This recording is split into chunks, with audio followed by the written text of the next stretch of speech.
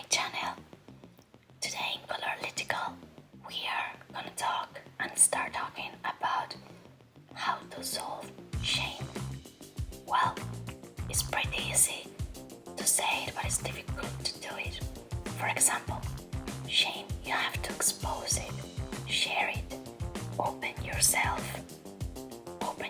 up about our flaws so that they no longer hold us hostage. This can then lead to a healthy processing that increases self-esteem and improves well-being. Our society has put in our head that as a woman you need to shave. You hide your legs when they have hair, but were you not born this way? Don't men have hair without shame? Luckily, I see more and more girls not shaving their armpits, for example. Don't judge a woman who dyes her armpits blue, because she's probably making a statement for you too as a woman, so support her choice. Look, if you want to shave because you feel more comfortable, that's okay. Same as being on a diet. The problem is when you feel shame for not shaving or when the diet defines your life. With all of this, I am learning to be myself. What does that mean?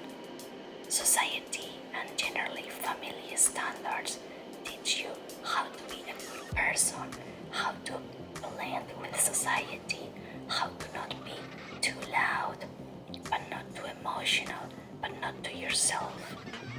Look, I've been laughed at because I like shiny makeup, clothes with sequins, Swarovskis, the color pink, and glitter. My family keeps asking me, when am I gonna stop this phase of liking pink? And I tell them, well, when are you gonna stop this phase of liking a t-shirt? Doesn't make any sense, right? Somehow, society associates pink with being cheesy or somebody you don't want to be connected to. When are you going to stop liking pink? I hear a lot. Come on, we need to differentiate between being helpful versus being harmful. I can't tell you the number of times I've scolded for being too vocal about my positions, opinions, and feelings. Or the number of times I've been told, you should really stop wearing your emotions on your sleeve. Yet, if you look at what it means to be a sensitive woman, or emotional mom, or dramatic kid, the same things that encourage others to ostracize these women are the things that make them successful, caring, compassionate, and intelligent.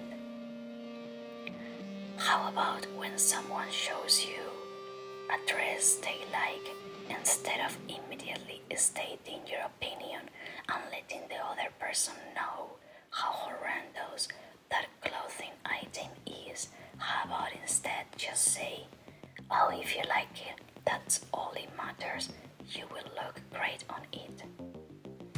Then and only if they ask you for your opinion, maybe you can say, personally, it's not for me, and that's it. We make drama for the sake of making drama. And if somebody celebrates when you gain weight, or get cellulite, or have basically what a woman is supposed to have, age, body changes, etc., just feel sorry for them, because they need from others to validate themselves. They need other people to go through the changes they are going as well, to validate what they are feeling through those changes. Let me tell you, we are all born and change physically and internally every single day until the day we die. We all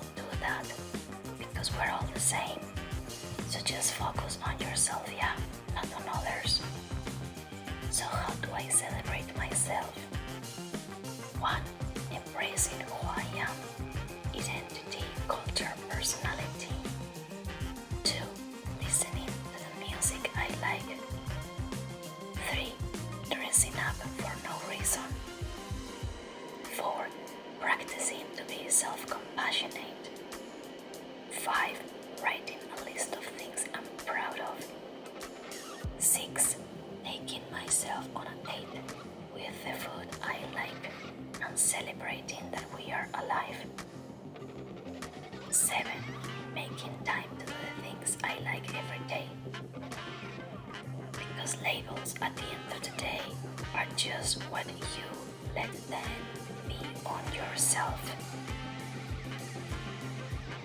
Let's move on to an apology, right? An apology with a but is not sincere. Narcissist people will tend to make you always apologize to them because they play the victim card and they twist things so they are always right. Do you see a few issues here? An apology is not to prove the other person was right. Also, the phrase, because I say so, is not a winning argument. It's just your ego talking. Always explain your point of view, your feelings, where you come from. And if you are still wrong, apologize and learn a lesson. Also, an apology without a change of behavior is manipulation and mental abuse. Guy Winch explains it fabulous. Some people don't care enough about the other person or their relationship to take on the emotional discomfort of owning our mistake and apologizing for it. Or some people believe our apology doesn't matter, but they don't do it because they are strong. Listen, they don't do it because they are weak. Offering an apology implies that they've harmed another person in some way, which can elicit feelings of shame. People who cannot apologize often have such deep feelings of low self-worth that their fragile egos cannot absorb the blow of admitting they were wrong. Non-apologizers can make themselves feel empowered rather than diminished. Psychologically speaking, admitting that we are wrong is emotionally uncomfortable and painful to our sense of self. In order to take responsibility and apologize, our self-esteem needs to be strong enough for us to absorb that discomfort. The mistake we often make when faced with someone who's habitually incapable of apologizing is to become irate, for good reason of course, and try to win our argument with them just because you're right.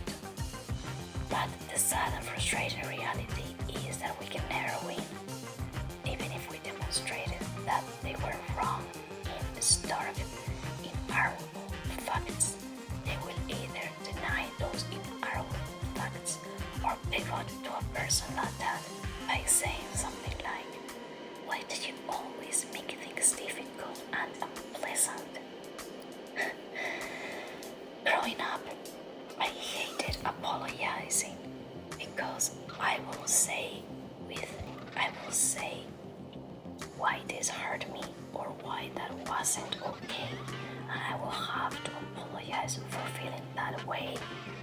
Nobody will apologize to me for having hurt my feelings or even try to understand me. And now I learned that when we apologize for when our actions hurt other people, it actually feels good. It actually feels like we are equals and emotionally mature to have an adult conversation. So anyways, I'll talk about taking a break because of a special situation I'm going